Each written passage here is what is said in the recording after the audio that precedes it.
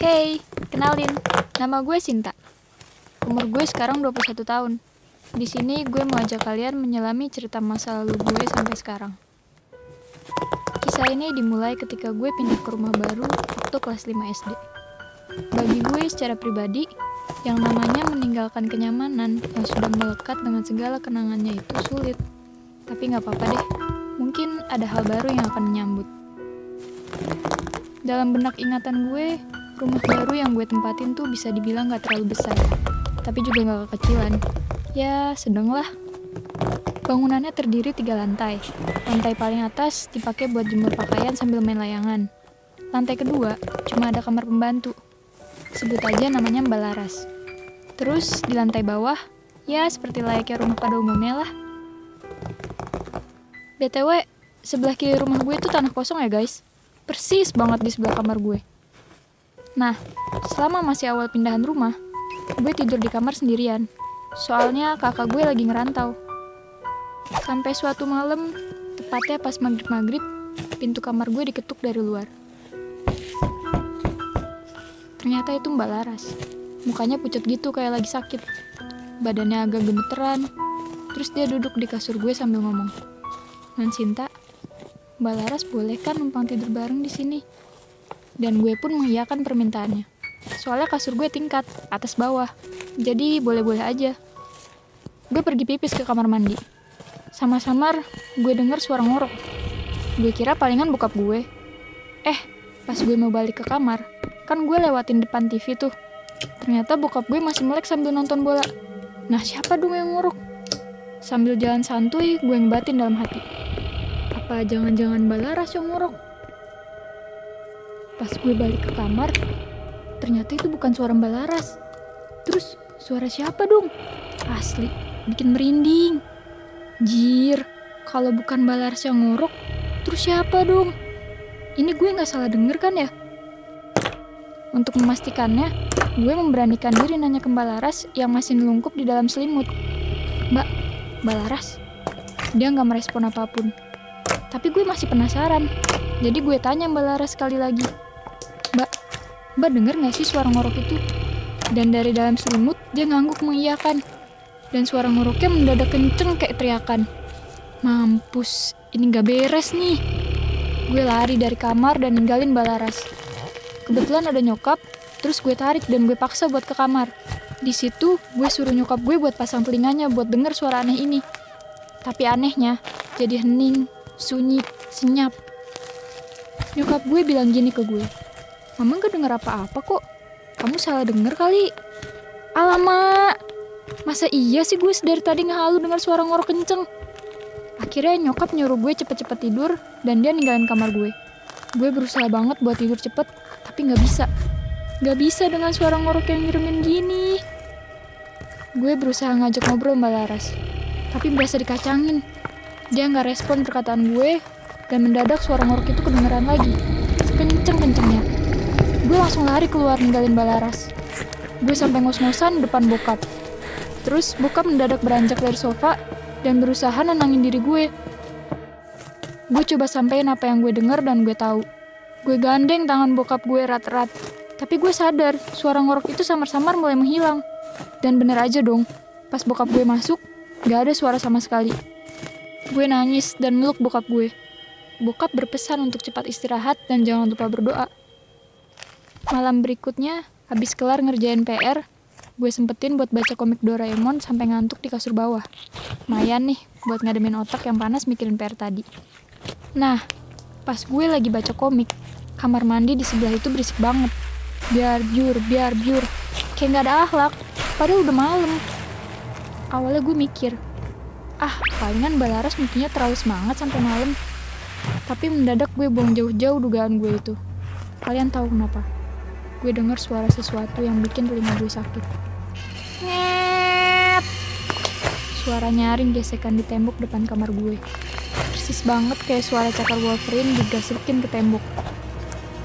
Dan itu berkali-kali. Sampai suara itu tepat di depan pintu kamar gue, jir. Gue yang ketakutan langsung nutup muka gue pakai komik sampai ketiduran. Beberapa hari kemudian, semuanya kembali normal. Udah gak ada kejadian dan suara aneh-aneh lagi. Lega.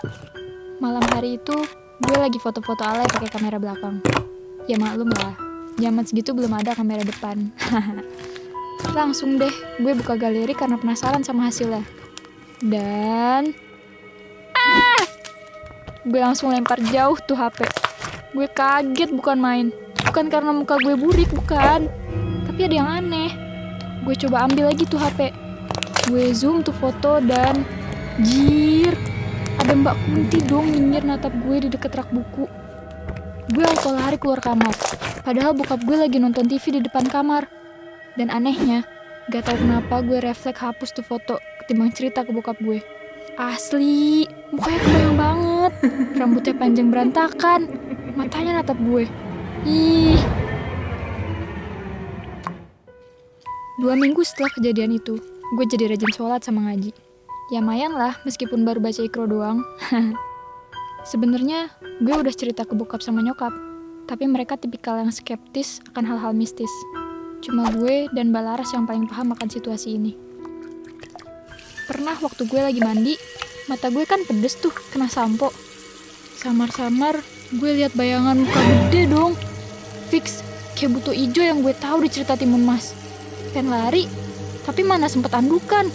Malu dong. Gue sambil komat-kamit merem, terus berusaha ngintip dan syukurnya udah gak ada tuh setan. Heran deh, hidup gue di rumah ini kayak gak dikasih nafas buat tenang tanpa gangguan setan yang terkutuk ini. Setelah kejadian itu, gue tiap mandi minta dijagain sama Mbak Laras. Dia nunggu di depan pintu. Karena gue rada parno. Jadi pintunya gue buka dikit biar aman kalau ada apa-apa. Wajar ya, namanya juga anak SD.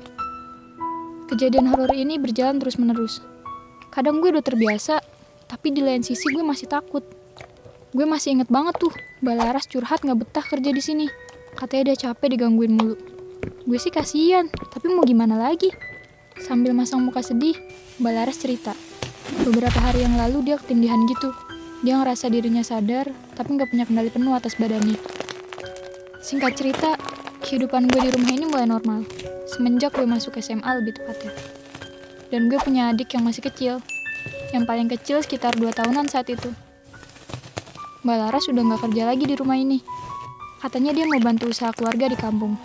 Tapi menurut gue itu sih alasan aja. Soalnya dia emang udah gak betah tinggal di rumah ini. Terus sekarang gantinya namanya Mbak Sekar. Adik gue yang paling kecil nempel banget sama Mbak Sekar. Soalnya untuk urusan apa-apa, Mbak Sekar siap sedia. Suatu malam, pas banget gue lagi kelar sholat maghrib, gue dengar teriakan adik gue yang masih kecil sambil nangis-nangis. Mbak, buka mbak, ada yang ngeliatin aku. Ih. Beberapa saat gue sempet mikir, loh, bukannya si Ical sama Mbak Sekar ya tadi? Karena ngerasa gak beres, sontak gue langsung lari keluar.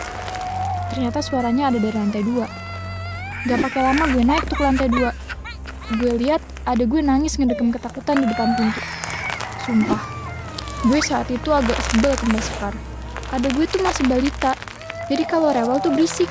Bahkan dari bawah aja udah bisa denger kok. Pas pintu kebuka, Mbak Sekar masih pakai mukena dan gue sebagai kakak langsung nyerocos. Mbak Sekar gimana sih? Ini kok Ical tinggal didiemin aja di depan pintu? Pengen bentar kan bisa mbak? Mbak Sekar menunduk bersalah sambil ngomong. Maaf Neng Sinta, tadi saya pikir deh Ical udah tidur di kamar bawah. Terus saya sholat maghrib dulu deh mbak. Asli, alasan yang gak masuk akal. Tapi gue berusaha tenang. Tapi setelah dipikir-pikir semuanya jadi masuk akal. Gue sadar di rumah gue itu gak cuma ada keluarga gue doang, tapi ada yang lain. Setelah sekian lama hidup tenang, mereka mulai usil lagi. Gue coba tanya ke adik gue, Cal, kamu tadi ngeliat apa?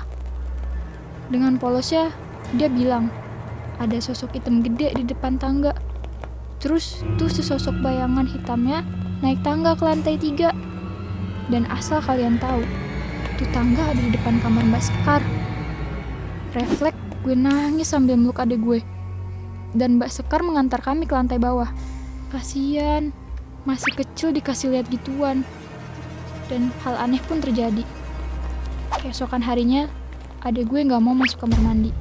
Katanya serem, ada makhluk gede di dalam kamar mandi. Nah, kan? Jangan-jangan ini yang dulu ngintipin gue waktu masih kelas 5 SD. Saking keselnya, gue akhirnya buka pintu kamar mandi sambil ngoceh gak jelas. Woi nyet, lu kalau mau ganggu gue aja sini, jangan adik gue. Dan gue berusaha ngelakuin hal yang sama di lantai atas juga. Basekar cuma ngeliatin gue kayak orang gila. Jujur, gue pun aslinya takut. Tapi ya udahlah, cukup gue aja. Jangan sampai adik gue trauma kayak gue juga. Setelah sekian lama gak diganggu, baru-baru ini suasana mencekam itu balik lagi. Kebetulan Mbak Sekar udah gak kerja lagi di sini. Jadi kamar pembantu di atas kosong dan dijadiin gudang. Kebayangkan gimana suasananya. Nah, pas tengah malam, gue lapar. Ya udah, gue masak mie dan milih makan di kamar aja sekalian YouTubean. Gue denger kursi kegeser-geser dong. Srok. Asli, ngeri. Tapi gue milih cuek.